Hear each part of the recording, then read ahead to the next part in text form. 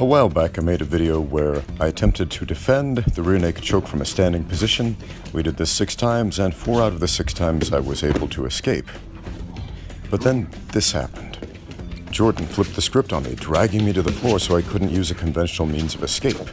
So I tried to move out to the side into a side headlock position, and then Jourdan transitions to a Bulldog choke attempt. To take the pressure off, I roll sideways. As soon as Jourdan realizes he doesn't have the choke anymore because he's no longer constricting my carotid arteries, he attempts to transition to a north-south position. But I create a frame, re-guard, and then stand back up.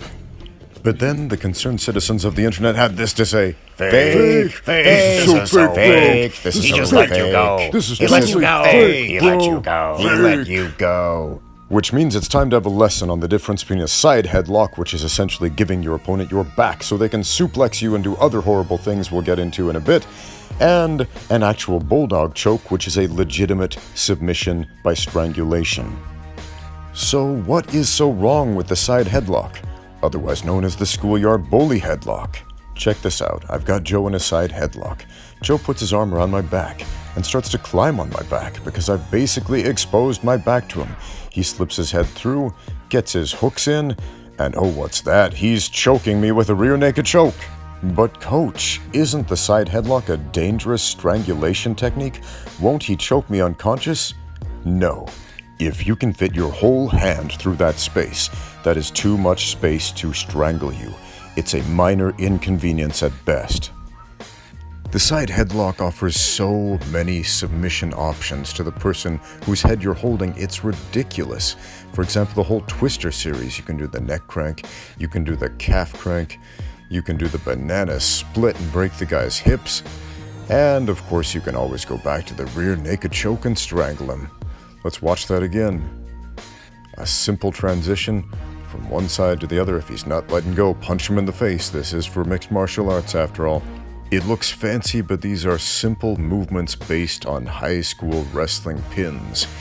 If you pin your opponent on their shoulders, which I'm doing right here from this leg riding, they are essentially helpless, opening themselves up to the twister or the wrestler's guillotine, which is a neck and spinal lock. It is a neck-breaking technique. Yeah, breaking the neck is perfectly legal in mixed martial arts. A lot of people don't know that. Here are a few other ways you can torture a guy stupid enough to catch you in a side headlock. Ordinarily, to set up the twister, I would need to get my right arm over the top of Joe's left arm. But with his arm caught between my neck and shoulder, I can pull off a less powerful version of the submission, but with an easier setup. And before you say, wait a minute, Joe just let go. Yeah, it's a good thing he did, because when you don't, it gets even worse. Check it out. Do you like the ability to walk and stand upright? Sure, we all do. But if you hold onto a side headlock, you could be the victim of a knee bar. Do you like it when your arms are not broken? Hey, me too.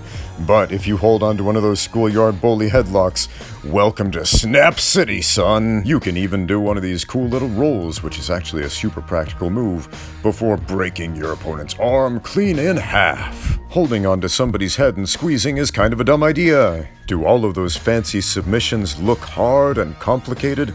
Well, look no further. Focus on position instead. Move out into side control and squish him to death.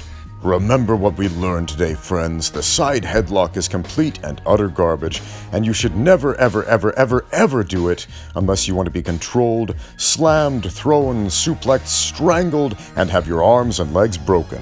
Speaking of slams and suplexes, if anybody is kind enough to reach their arm around your head, giving you a handle to lift them with, oh, that makes it so easy to lift somebody up, and even easier to send somebody straight to Suplex City. Population, you. You do not want to live in Suplex City, guys. But what's all this about the Bulldog choke? How can a technique be effective if it looks so much like another one that's a load of garbage? The devil is in the details. Here's one of those details right now. See that triangle of space in between my arms where my opponent's head fits? We want to cut that off by driving the hips up, cutting off all the space. Make sure the pit of your elbow is flush with his trachea, the bicep and the wrist on each side of the carotid arteries. S-grip, sit out, hip up, squeeze. If you don't have those details in place, you might as well be giving your opponent your back on a silver platter with a sign saying, "Choke me, please." Understanding the difference between a side headlock and a bulldog choke can be the difference between winning and losing a fight. Let's take a look at some of those details from a few different angles. From this side and from the front.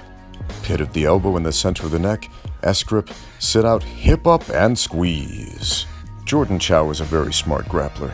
He's logged a lot of hours on the mat, and as such, he understands what space feels like, when he has it and when he doesn't. Right here, there is not enough pressure on the carotid arteries because of the space, so Jourdan Chow transitions to work something else instead. We can't expect every single submission attempt to end in success, so we try again until we do succeed. Remember, there are 2 people involved in the fight equation. Thanks for watching.